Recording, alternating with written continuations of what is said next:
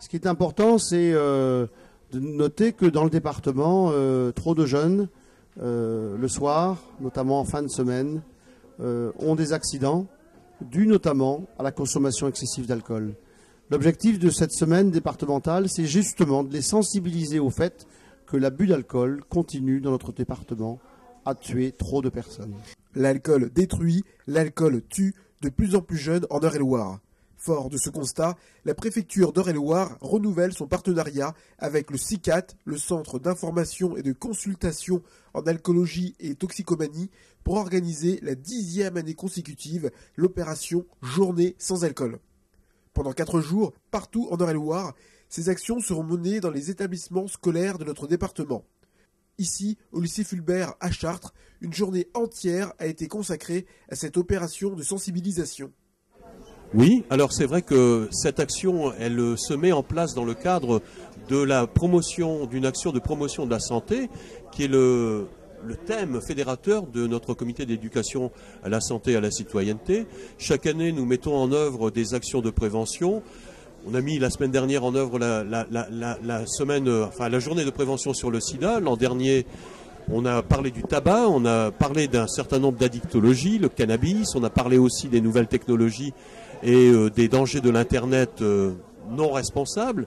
Cette année, eh bien, nous avons saisi l'opportunité de pouvoir organiser chez nous ces 11e journées départementales sans alcool, et sachant que c'est un établissement qui compte 1200 élèves et que sur les 1200 élèves, nous sommes sûrs qu'un bon nombre d'entre eux ont déjà touché à l'alcool. S'il fallait s'en persuader, il suffisait de participer ce matin à ces ateliers où pendant les cours pratiques, on a demandé aux élèves de remplir leur verre, de montrer ce qu'ils consommaient le week-end, et on était surpris de voir que certains élèves remplissaient leur verre avec une dose de whisky très impressionnante.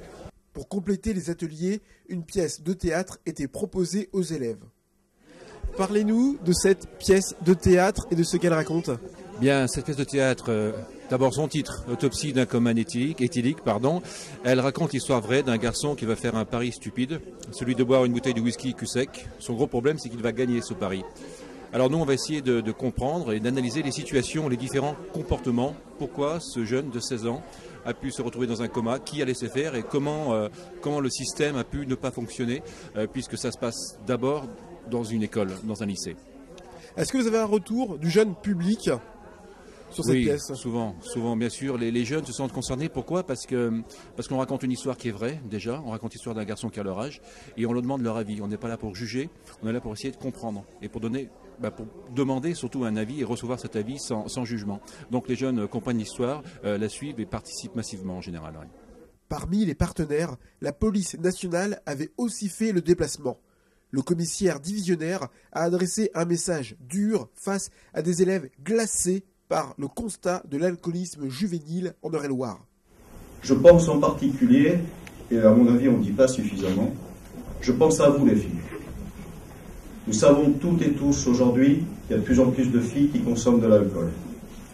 Mais ce que l'on oublie de vous dire, c'est d'abord, on peut s'éclater, on peut s'amuser, on peut se distraire sans être sous l'effet d'alcool.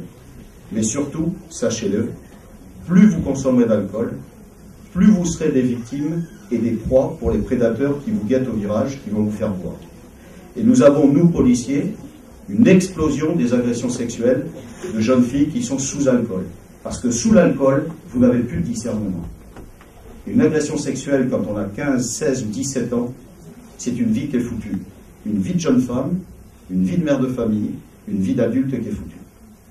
C'est très important de vous le dire, j'apporte ici ce témoignage, que vous réfléchissiez aussi aux conséquences catastrophiques pour quelques heures de plaisir un soir, de toute une vie, vous le regretterez. Alors vous êtes en première ligne d'observation des dangers de l'alcool. Vous avez tenu à rappeler de la hausse de consommation des jeunes filles. Oui, c'est un phénomène qui est national, qu'on connaît bien sûr dans ce département d'Eure-et-Loir, mais un petit peu partout. On a de plus en plus d'adolescentes, de jeunes filles, entre 13 et 15 ans et demi, 16 ans, qui boivent. Mais quand je dis qu'ils boivent, c'est pas que l'accident d'une soirée dans lequel on est un peu plus qu'au-delà du raisonnable et de l'alcoolisation pathologique. Non, ce sont des comas éthyliques. c'est-à-dire des très fortes consommations d'alcool, de grandes quantités d'alcool. Et parallèlement à ces dégâts et ces ravages qu'il y a sur la santé de ces jeunes filles, ce qui est grave et ce que j'ai tenu à dénoncer ici aujourd'hui à Fulbert, c'est le très grand nombre d'agressions sexuelles dont ces jeunes filles sont victimes. Parce que sous alcool, et ce n'est pas le directeur de la police qui parle, c'est l'intervenant en addictologie qui fait de la prévention contre les dépendances. Ce qui est grave, c'est qu'on abolit le discernement et qu'une jeune fille ne peut plus dire non à un homme prédateur qui attend d'elle des prestations sexuelles. Et nous avons une montée des viols et des agressions sexuelles de jeunes filles victimes qui ne se rendent plus compte, qui ne sont plus en état de résister, de dire non, et qui ne se rendent plus compte de la gravité des actes. Alors plus qu'une consommation d'un jour, vous avez vu des vies entières brisées à cause de l'alcool parmi les adolescents? J'ai vu des vies brisées à cause de l'alcool. D'abord, des viols. Lorsqu'une jeune fille a été violée, c'est une blessure à vie qu'elle subit. Elle le subit comme jeune fille, puis comme jeune femme, sa vie de couple est compromise dans beaucoup de cas, puis comme mère de famille future qu'elle aurait pu être ou qu'elle voudrait être, et pour lequel on voit bien qu'il y a des traumatismes qui ne se réparent jamais ou presque, qui sont très difficiles à cicatriser.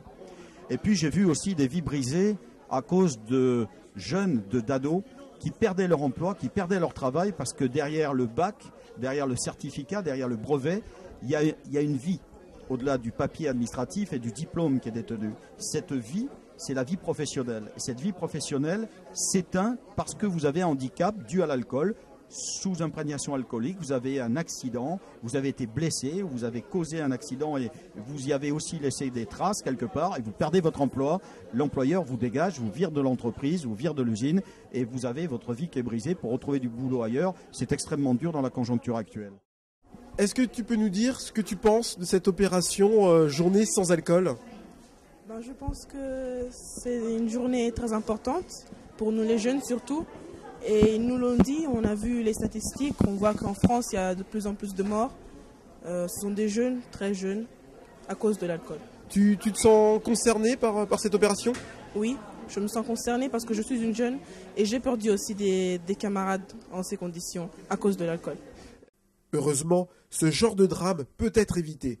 Pour cela, les élèves du lycée Fulbert organisaient un atelier de conception de cocktails sans alcool. Alors, Amandine, bonjour. Bonjour. Tu proposes à tes camarades un cocktail sans alcool pour réussir ces soirées en toute sécurité. Est-ce que tu peux nous donner la recette? Oui, alors le cocktail il s'appelle le Cocatrix.